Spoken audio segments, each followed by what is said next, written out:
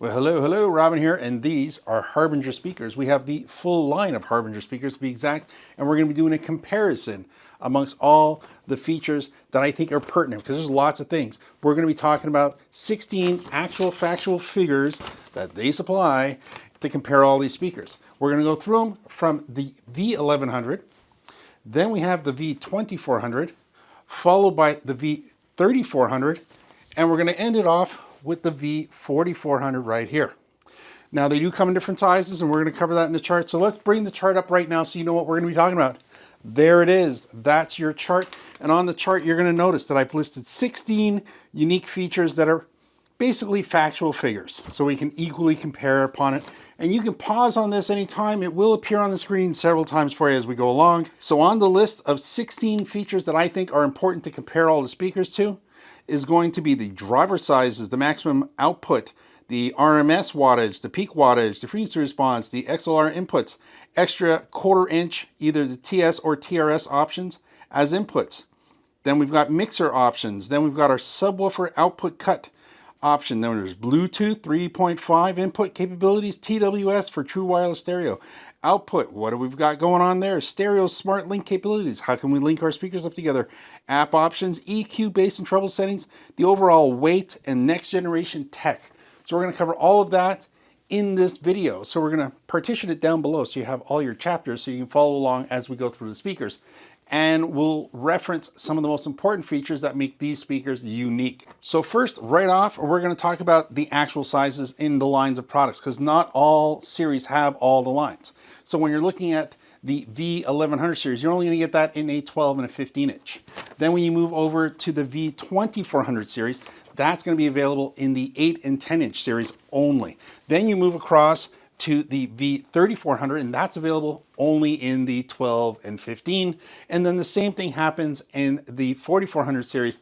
That one's going to be available in the 12 and 15 options as well. SPL, amazingly enough, because the way they scientifically test these things with the 1 meter and blah, blah, blah, all of that, they're not talking about, I guess, quality or, you know, dynamic use of the speaker, because these are always, you look at all the manufacturers, you're going to see this. You're going, well, why does it cost? Everything's over 100, because it's not dynamic measurements. They're not playing it at a level of continuous play that's going to make everybody enjoy the quality of sound they're having out of it. Plus, 1 meter away is not a realistic number. But again, I'm not harping on Harbinger. This is the way the whole industry works. So, I mean, don't go on one brand, because they all do this. So let's go through that number. So, and take it for what it is. The V1100 is going to be labeled at 124 for the 12 and 125 for the 15. I've always said that's plenty loud. Then you get the actual 2400. So remember, the V2400 only covers 2 sizes. That's an 8 and a 10 inch. And that's going to be at 118 and 120 dB. Then we get over to the 3400, and that's going to be 128 to 129 dB, depending if you're getting the 12 or the 15. Then you get to the 4400, and that's 130 and 131. Dynamically though, my 2 cents is my opinion here. Dynamically, of course, these guys definitely rank in the mid-range of all the other brands. So if you're looking at brands that have bigger, best when it comes to size of point source portable speakers, so we're talking about the JBLs, we're talking about the Electro Voices, we're talking about the Mackies, those, you know, the most popular kind of brands out there that we see. The 4400 is going to be in that middle tier when it comes to power output and quality of sound, like what we enjoy listening to. So the V3400, when it comes to power output, it's going to be more comparable to, let's say, a JBL Eon or an Alto TS 412, that sort of thing, or 15, depending on whatever you're looking at. And then you're also looking at Mackie Thumps, that sort of thing. In that range there, Electro Voice ZLX series speakers. So there's lots of speakers in this power range. Now remember, I'm not comparing this speaker with all those speakers, because I consider this to be a very good speaker, but I also consider all those other speakers to be very good speakers. There's going to be a certain amount of flavor that you like in your speakers. Maybe it's the features, maybe it's the bass performance, maybe it's the clarity, maybe it's the mid-range response, Maybe it's the ease of use. Maybe you just like the way the box looks. There's lots of personal opinions going into this, but this one here is going to fit in that range there. Then we get over here, which we are looking now at the 2400. Now remember, that's the 8 and the 10-inch speaker. And you're looking at, again, there's not a lot of 8 and 10s in this price range. So we're going to be talking about altos. And you'll notice there's a series difference because you're going to learn in a minute when we talk about wattage why they make a series difference between the two. You're going to look at alto. There's some other brands, but it's really hard to pick and choose. I'm going to say alto's about out of what I can pick out of my head, alto's about the closest comparison you're going to get. Other companies do make it, but I don't think that they're necessarily similar. And I could be wrong. If you think of a 10-inch speaker that is similar in features once you look at that, or you think is similar in features, leave it down in the comments down below. So help me out there, because I mean, my catalog of models are only so big. So there are other brands out there.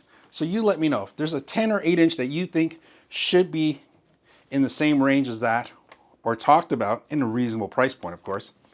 Let me know down below. Now, the new series, the V1100, there's a lot of competition there. Well, a lot of competition that I can think of. You've got, of course, the Alto TX series, which was untouchable before. It was just, perfect general consumer level professional speaker. So that means for fun and for free stuff, for great parties. Gemini makes a really badass speaker that fits in this range as well. They're up to their GD2 series, and that also competes really well with that. Both those are probably a little bit more expensive, but offer a bit more features on it, but very competitive in that price range. So the next feature we're going to be talking about, let's put this on the screen here, of course, is the RMS wattage. RMS and peak wattage, we'll kind of cover those two at the same time when we're talking about these lines, because they're kind of important both together, and I'll knock one off the hop because it's just a mathematics. Peak wattage is just a mathematical equation based on the actual wattage of the speaker. So it's great for marketing, and it's great for putting on the box. And some people are like, ooh, telling their friends, I got myself a 2500 watt speaker, yeah. And you know what, there's nothing wrong with that, and lots of companies put that on the box, so we're not going to take that away. You look at certain companies, they get to a point once their speakers reach $1,000 and they stop saying anything. Because they're more about the SPL than anything else, and everything else that they're going to talk about is more engineering and more scientific than just a number on a box. So let's get through these numbers so we can move on with some great stuff to talk about when it comes to the back of the speaker. Power-wise, and I will add this though, they are probably one of the most honest companies when it comes to putting an RMS on a box. So the 1100 RMS, drum roll please, 150 watts, that also applies for their 15-inch. 150 watts, peak 600. The 2400, 100 watts. Now, is that honesty or what? By the way, again, it's loud. And remember, I compared it before with the TS410 and the TS408. Let's not talk about wattage on those boxes. And again, I like those speakers, so I'm not poo-pooing on it. These are really good, by the way, for their size when it comes to power relation. So again, don't be discouraged by the fact that I said 100 watts, so a 400 watt peak. But this is why they separate their 3400 and their 2400. The 2400 is 100 watts. Their 3400 and their 12 and 15 size, 350 watts. Again, think of all the models that I made comparisons with when it came to those speakers. Then you get to the 4400, big jump, 675 watts for their 12 and 15. So now you're starting to understand why you can put that 4400 in the class with all that mid-range, good, better, best in power output and performance from Electro Voice and JBL and some of the other brands that I mentioned earlier. Frequency response. Frequency response between the four speakers are very close. So both for the 1100 and the 2400, you're looking at 55 hertz to 20 kilohertz. And that doesn't change between the 12, 15, and the 11, or the 10 and 8 for the actual 2400. we start to get a little bit better performance as we get to the 3400. And this can be more standard. If people are legitimate, people might say it's 20 to 20. But when you actually like dial it in and you measure it afterwards, this tends to be more realistic. You're going to get what they have, which is 40 hertz to 20. Then you get where they engineered the crap out of it and they got themselves dialed right in here on the 4400. They got themselves down to 35, which is very, very impressive, and 22 kilohertz. So they've even pushed it even further. And it has to do with the tweeters and the technology that they put in on both of these speakers that allow them to get that extra performance. If you put more into it, you're going to get more out of it when it comes to quality and performance. And today we're doing that all with technology. A lot of electronics going on there. So don't be discouraged when you see a certain size diamond plate. It's all about those microcircuits on that thing that's doing all the magic. So now we're going to start taking a look at the back and we're going to go through all the rest of the features individually. Okay, so we're going to look at each speaker individually and make some point references as we go along. So let's get that ready to go. And here we are looking at the V1100 series. Now, this is going to be very plain Jane because your investment is going to be in saving you a lot of money while still getting a good sounding speaker and something that's durable and is going to work very hard for you. So again, this speaker here is going to have one combo jack. That's one XLR input, 1/4 inch input right here, selectable of course, and one volume control. Next, you're going to see that there's one input. There's no other options. We're not going to see any extra 1/4 inch TS or TRS input options here at all. What you are going to see is the mix options are just basically manual. 2 channels, of course, your mic and line input up here, and then your Bluetooth options here, which you're going to have to control. So everything here is pretty much determined on a mixer or controller if that's what your intentions are. Now, also on the back of the speaker, your subwoofer output cutoff, no, but we do have that XLR output that we were talking about, and we do have the Bluetooth option, very important. Do we have the 3.5 connection? Yes, we do right there. So do we have the ability to do TWS? Yes, you do. Once you've connected to your first speaker, the second speaker, which has to be the same, can simply be hit pair on that second speaker, come back to the first one, hit it, lights will turn green, magic shall happen for you.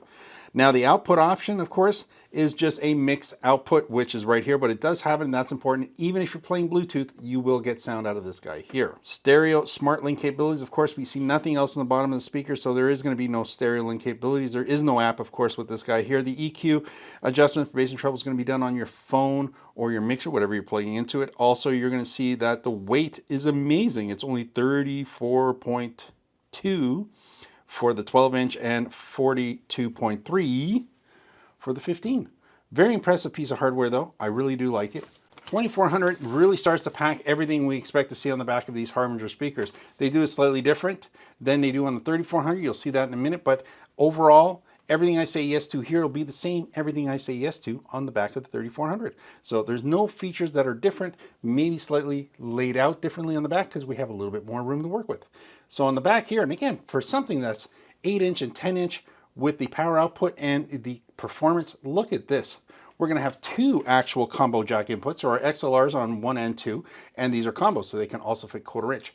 Now, for that extra input off to the side, you are going to get those extra 1/4 inch right here, left and right. No worries there as well. You still don't have the full mixing capability. I mean, we don't have a master output. So whenever I make adjustments on one, I'm going to have to make adjustments across the whole board, but you can do that individually. It would have been nice if there was a master volume control on these speakers, but there's not. Now, from there, we're going to be looking at the availability of a subwoofer cutoff output. Yes, it does. There it is, the subwoofer cutoff output right there. And do we have Bluetooth? For sure we have Bluetooth right here. And does that Bluetooth offer 3.5 and TWS? There's our 3.5 analog option. And we still have the ability to go TWS by, again, just like on all their other speakers, turn the Bluetooth on both speakers after pairing off to the first one. You'll see the light go from blue to green. All good. Very simple, actually, once you've done it once. What's our output capability? Well, we do have a mixed out, which is nice. So it takes everything we've got here and throws it out this guy right here. And do we have the ability for smart link capabilities? Yes, it does. It has that functionality, routing function right here, the mono, stereo, and line in capabilities. So that means you take this line out, throw it off to your next speaker, put the second speaker on line in by pressing this button right here, and beautiful. You don't have to do anything. The second speaker does whatever the first speaker wants you to do, and that's perfect.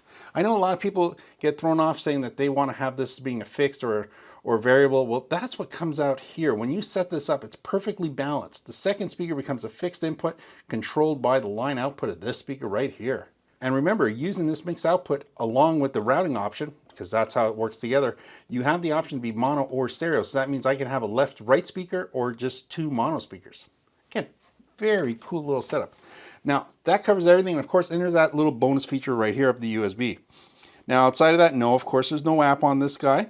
There's EQ and bass and treble controls are right here. We do have those dialed right into the unit. And the weight for these speakers is, if you buy yourself the 8-inch, is only 15.5. And if you buy the 10-inch like we have here, that's only 20 pounds.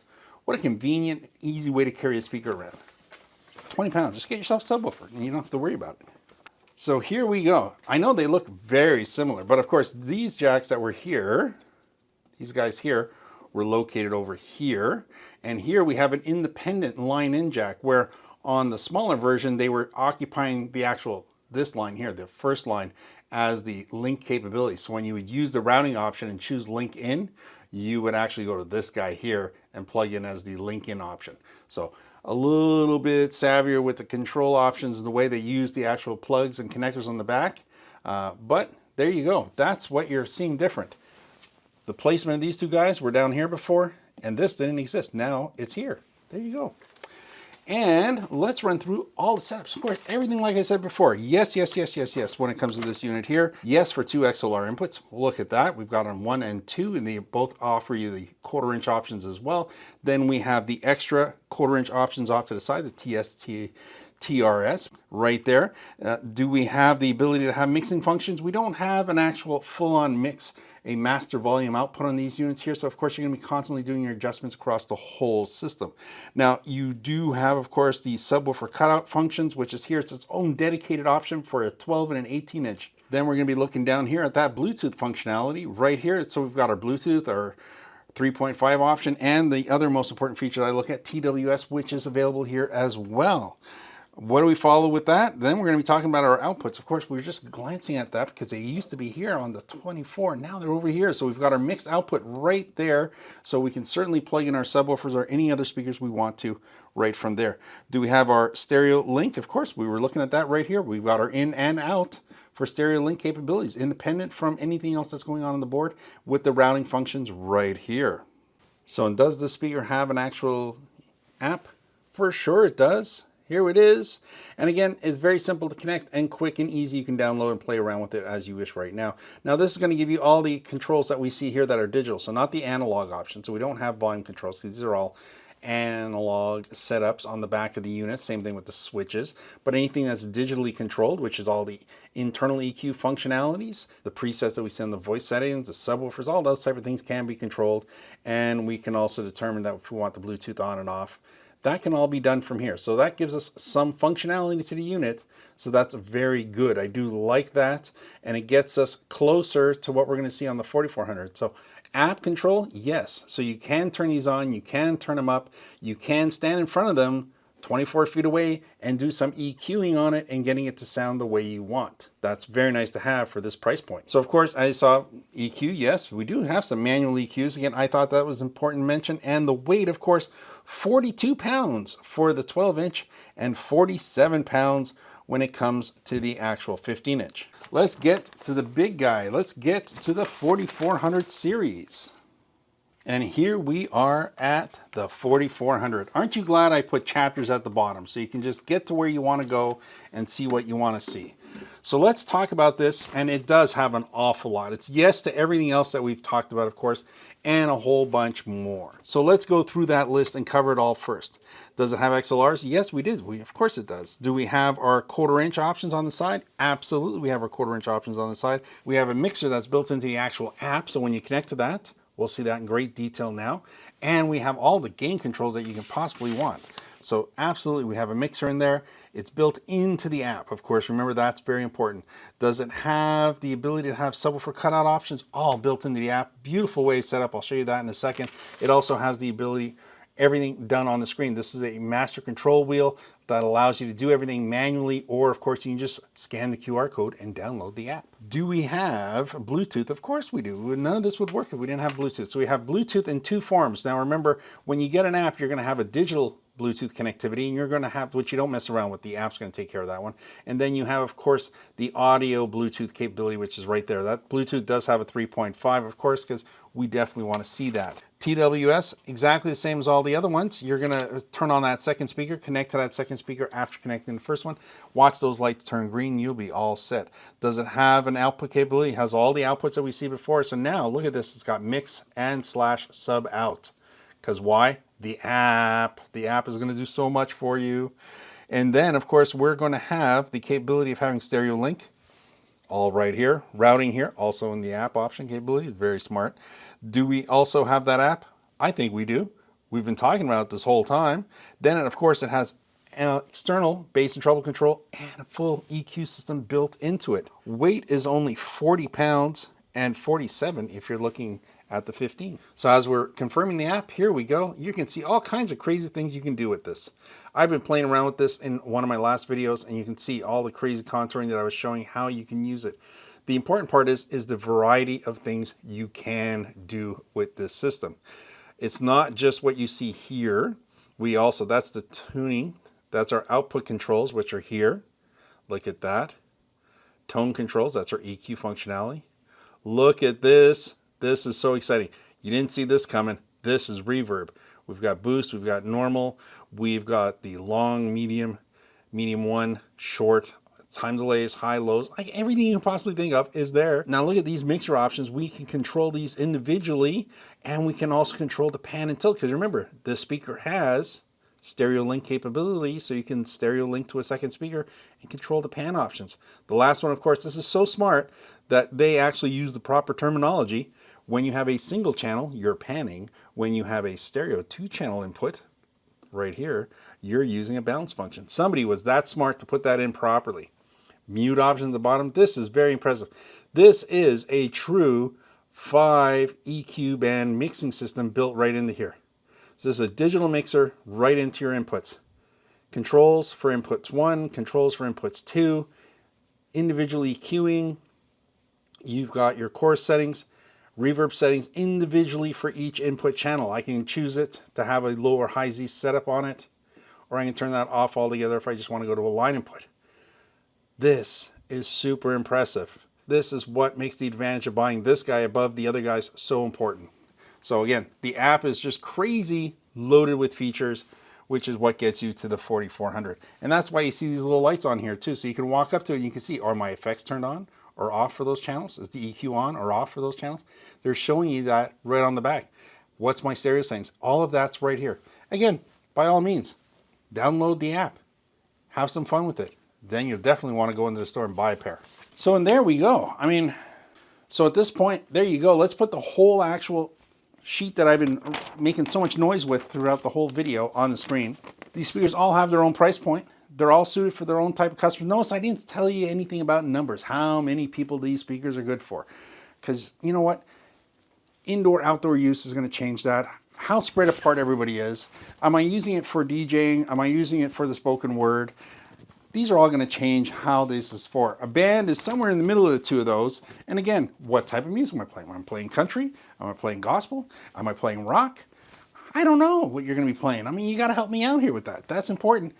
And that's going to decide if you're going to want to get yourself subwoofers. You know me, if you've watched these videos before, I'm a big fan of subwoofers. So let's just go with, I think they're all great as long as they suit your needs, as long as it's the right speaker. If you think this is perfect for you today, but you're getting better at whatever you're doing, or you're getting bigger shows and you're thinking, what should I do? Maybe you should, if you can, invest in the next series up. And that's regardless what kind of speaker you decide to buy. You know, I'm talking about Harbinger, but this could have been any series you're looking at out there. Try and invest in the next series up, if you can. If you can. If you can't, don't worry about it. So let's talk about trading in your speakers, because you're going to buy a pair. You're going to make a buying decision. Maybe you have a pair right now and you're thinking, maybe I want to get something new. Guitar Center is where you're going to get these speakers, but Guitar Center is where you're going to bring your old speakers to get traded in. So if you have something that you think is still good, it's still working, it sounds good, but if your speaker's in good condition, regardless what model it is, pick them up, put them in your car, clean them all up first, of course, bring them down to Guitar Center, let them tell you what the trade-in value is towards buying yourself a new set of speakers. They're always looking for used gear because people like to buy used gear, because sometimes you might have bought yourself a pair of 3400s or the previous generation, and then you've decided you want a new set. You've taken care of your old ones so you can trade them in for top dollar towards your new ones. So that means somebody else can get to buy your pair of speakers at a great deal. So remember, if you're looking for a new set of speakers and you have an older set of speakers or a lower series in the line, now's a good time to bring them in for a trade. Just saying. Just saying. Anyways, the links are going to be down below. The QR code is going to be on the screen now. That's going to get you over to Guitar Center, which will also bring you to any of their other affiliates. Depending on where you live, you might not go to a Guitar Center. You may be too far away and decide you want to go to Musician's Friend, or you want to shop on their website, or maybe Music and Art is your place to go. They're all there for you. So again, I'd like to say thanks for watching. I hope this helps you out a bit. I know I didn't tell you which speaker to buy. That's not the point.